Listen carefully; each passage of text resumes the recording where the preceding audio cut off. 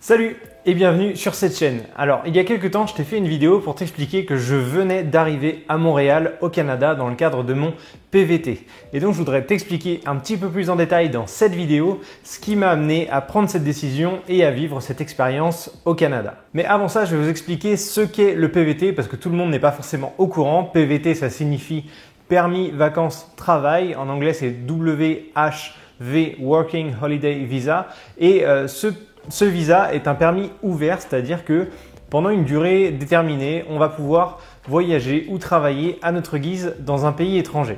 Alors, je vous laisserai en description le site du PVTiste qui vous permet de recenser tous les pays dans lesquels vous pouvez faire un PVT et vous avez plein d'informations à ce sujet. Donc, si ça vous intéresse, n'hésitez pas à aller checker le lien en description.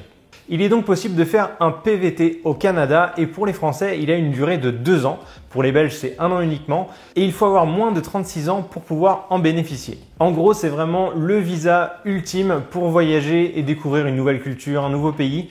Alors, ça peut aussi servir à repérer les lieux si jamais vous voulez vous expatrier dans un autre pays pendant une durée bien plus longue. Ça permet d'avoir une durée de 1 ou 2 ans pour prendre vos marques, découvrir et être sûr que c'est la bonne décision pour votre avenir. Alors pourquoi est-ce que j'ai pris la décision de venir au Canada? Je pense que ça remonte à quand j'étais tout petit.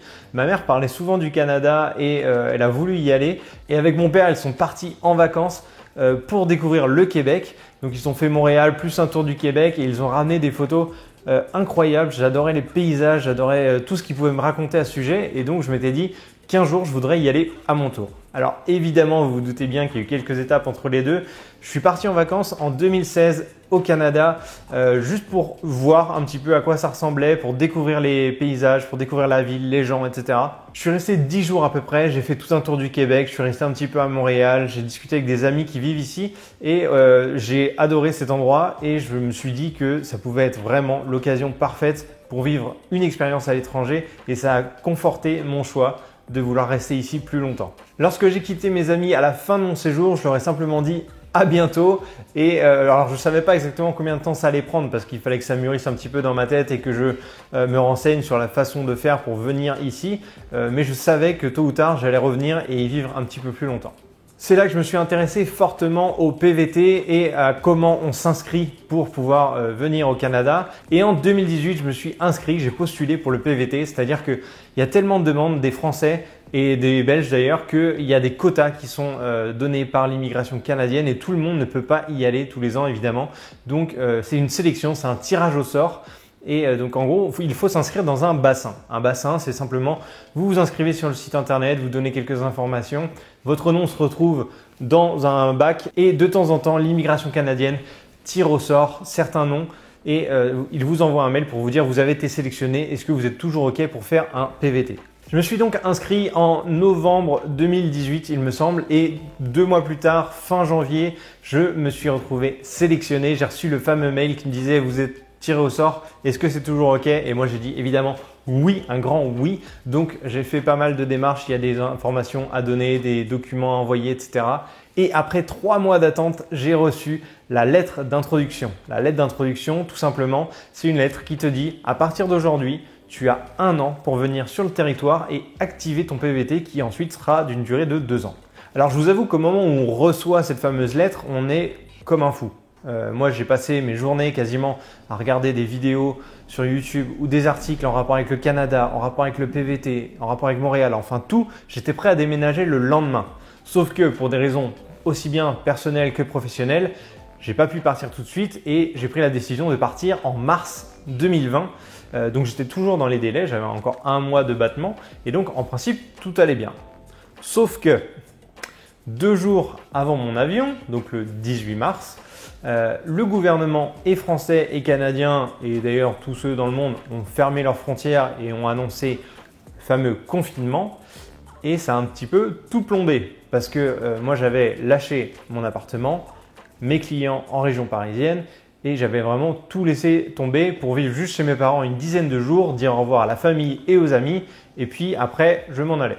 Malheureusement, ça ne s'est pas passé comme ça. Ma valise était prête. Eh bien, j'ai dû la défaire et patienter. Le problème, c'est que mon visa devait expirer au mois d'avril et que je ne pouvais pas me déplacer parce qu'on avait le confinement à la fermeture des frontières et j'étais sûr que je n'allais pas pouvoir me rendre au Canada en temps et en heure. Et ce que je n'ai pas précisé, c'est que le PVT, tu l'as qu'une seule fois dans ta vie. Enfin, dans le pays dans lequel tu t'es inscrit, évidemment, tu peux le faire dans différents pays. Mais pour le Canada, si je ne me rendais pas sur le territoire dans les 1 an, je ne pouvais plus jamais activer le PVT et mon projet était foutu. Heureusement, comme la situation était exceptionnelle, beaucoup de PVTistes se sont retrouvés dans le même cas que moi et l'immigration canadienne a autorisé 90 jours de délai supplémentaire pour pouvoir activer le visa, donc ce qui reportait ma date limite au mois de juillet 2020. Alors, les frontières étaient fermées, mais l'immigration canadienne a plus ou moins réajusté au fur et à mesure du confinement ses règles et a autorisé évidemment les Canadiens à rentrer sur le territoire. Les gens qui devaient se déplacer pour le travail et qui n'avaient pas le choix, les gens qui avaient un PVT déjà actif et un emploi qui les attendait ou qui devaient commencer au Canada. Et enfin, les gens comme moi qui avaient une lettre d'introduction, mais qui avaient également une offre d'emploi et un travail qui les attendait à leur arrivée. Alors, je vous avoue que j'y croyais pas trop parce que trouver un travail à distance dans un autre pays sans avoir de numéro canadien, je pensais que c'était impossible. Mais au final, après avoir discuté avec des amis qui vivent ici, ils nous ont dit qu'on avait au final la même chance que ceux qui étaient ici parce que dans tous les cas, les entretiens se faisaient soit par Skype ou par téléphone. Donc, on avait la possibilité de trouver un emploi autant que ceux qui étaient déjà sur place. Et par miracle, au grand miracle, j'ai trouvé une annonce d'un emploi qui me correspond parfaitement. Donc j'ai postulé et le timing, on va dire, était presque parfait. Mon profil correspondait bien. Et donc en l'espace d'une semaine, j'ai reçu mon contrat et ma promesse d'embauche. Donc j'ai reçu ça le vendredi et le mercredi suivant, je prenais l'avion. Donc en gros, le jour où j'ai reçu mon contrat, j'ai réservé en dernière minute mon billet d'avion pour la semaine suivante. J'ai fait mes valises, j'ai dit au revoir plus rapidement que prévu à mes potes et à ma famille et je suis parti. Tout s'est passé tellement vite, c'était un truc de fou.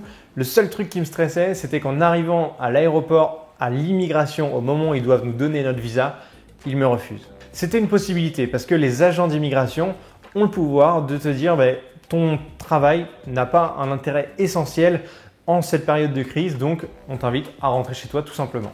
Mais alors, comment s'est passée la préparation du voyage? J'ai dû faire ma valise très rapidement et m'organiser parce qu'en fait, à la base, j'avais réservé un avion pour le mois de mars avec 2 valises en soute pour le prix d'une. C'était une offre avec pvtiste.net, justement, je vous mets le lien en description.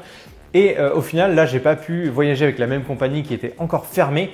Donc, j'ai pris une autre compagnie. Je me suis retrouvé avec un seul bagage en soute. Donc, j'ai dû mettre 2 valises dans une. C'était un peu compliqué, je vous avoue, mais au final, je m'en suis sorti avec 2 kilos de surplus. Donc au final, j'avais une valise en soute, une valise cabine et un petit sac à dos. Étant donné que j'avais tout lâché en France, j'avais vendu également tous mes meubles, donc j'ai pas fait appel à des déménageurs, à un transporteur pour me les emmener au Canada. Je suis juste venu avec mes valises. Pendant le voyage, évidemment, port du masque obligatoire.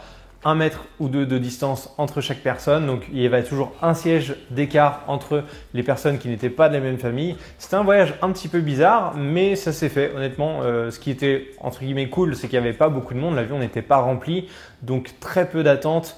Et ça, c'était assez agréable au final. Comme cette vidéo se fait un petit peu longue, je vous expliquerai plus en détail dans une prochaine vidéo comment s'est passé mon passage au bureau d'immigration pour activer mon visa. Vu les conditions actuelles, c'était pas aussi simple que prévu, mais voilà, ça vaut une autre vidéo. Donc n'hésitez pas à vous abonner et à activer la cloche pour ne pas rater ma prochaine vidéo. Et d'ici là, je vous dis à bientôt.